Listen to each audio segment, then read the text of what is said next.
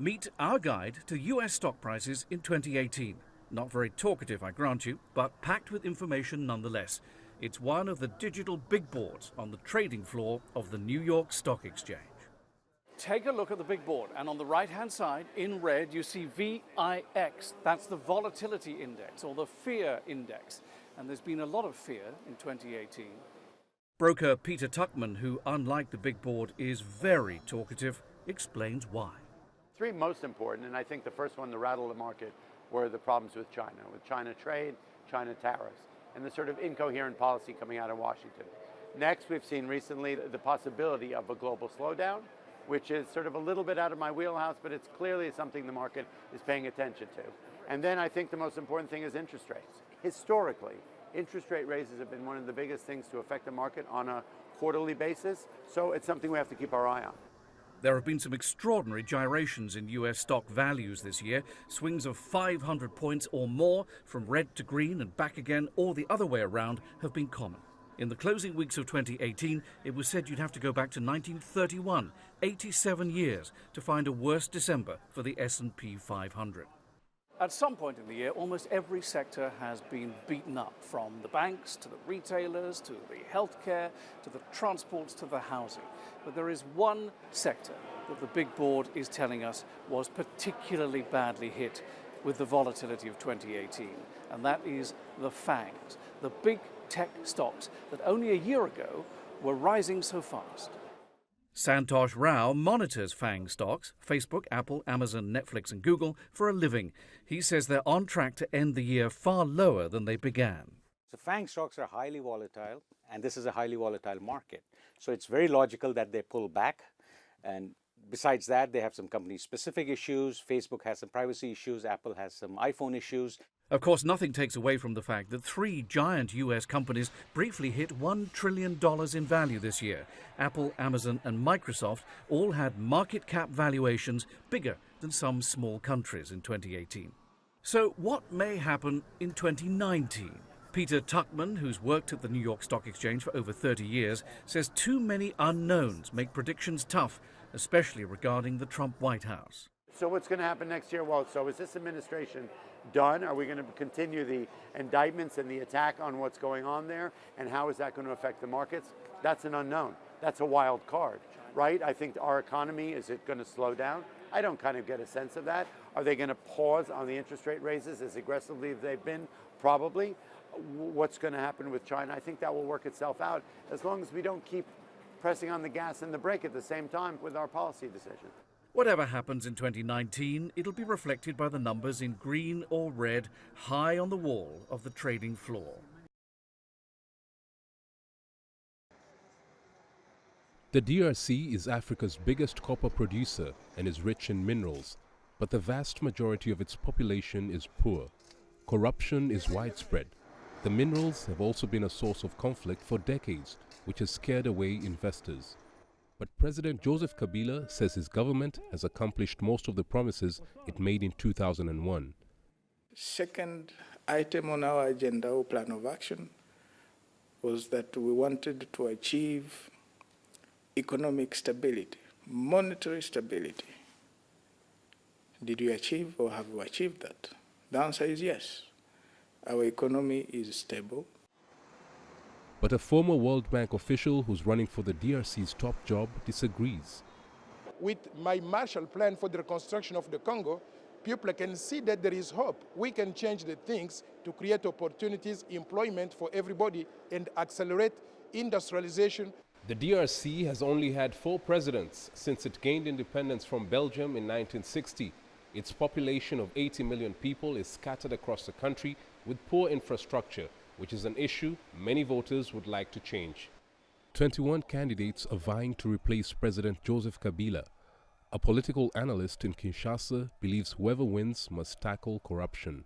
We just need a strong, very strong and determined leadership that will bang on the table that this has to stop. Whoever does this is what will happen. And I can tell you that the coffers of the government in terms of revenue will be filled up just like that. Over 40 million Congolese are going to the polls. Many hope The much-desired change will give them something to sing about for many more years. Hidden within palm oil plantations and behind tall fences, dozens of unlicensed plastic recycling factories processing waste from countries such as the US, UK and New Zealand dot this quiet district an hour from Kuala Lumpur. Or they did, till worried residents got the authorities to shut many of them down. The factories didn't have proper environmental controls for washing and processing the waste. Many dumped the unrecyclable scrap on agricultural land and near water sources. Some have just been indiscriminately burning it. Our village has become the victim of this incineration. With the pungent smell of burning in their noses, the villagers find it very difficult to sleep at night. People are more and more worried about how these factories threaten their health, especially their children's.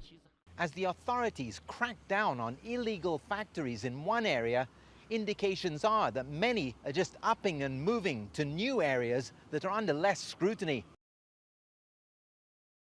Companies need to remove the waste from their countries to countries where the policies are more easier to manipulate, where the regulation is less stiff, and where enforcement is very weak. And I think this is a problem that a developing country like Malaysia faces.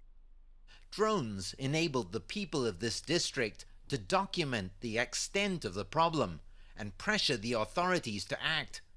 Malaysia's government says it will now ban the importation of all non-recyclable foreign plastic scrap, though many remain skeptical that the country will never again see any sights like these.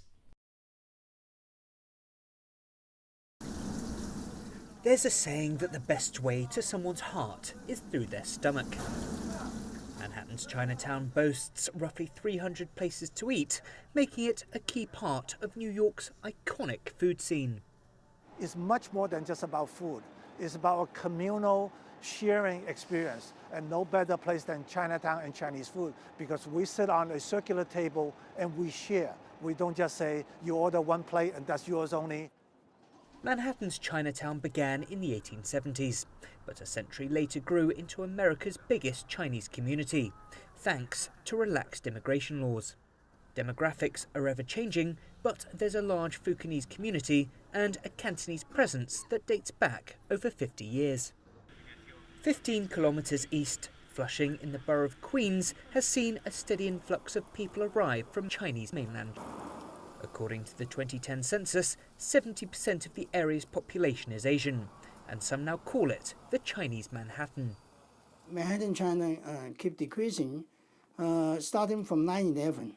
At that time, because the business was bad then, everything gets shut off, no power.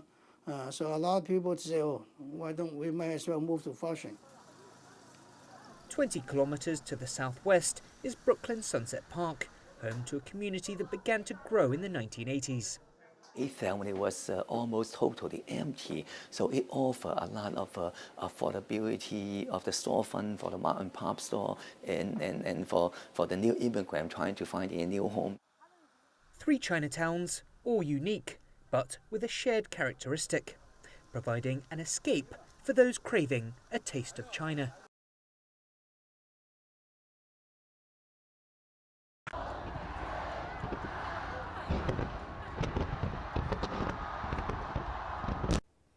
The final seconds of 2018, a brand new year begins.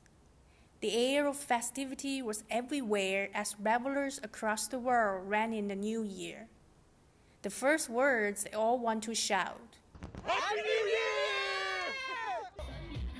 Spectacular fireworks light up the sky of major cities across the globe, from New York's Times Square to London's River Thames, from Pyongyang, Bangkok, Dubai, Cape Town to Panama City.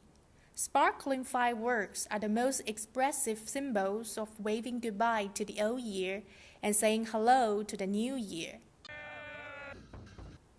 People across the world either celebrate the New Year in traditional ways such as ancestor worship and folk performances, or they do it more unconventionally with rock concerts and even windsurf flying. Only one thing are in common. Whatever wrong is in the past, and we all have a good chance to start all over again.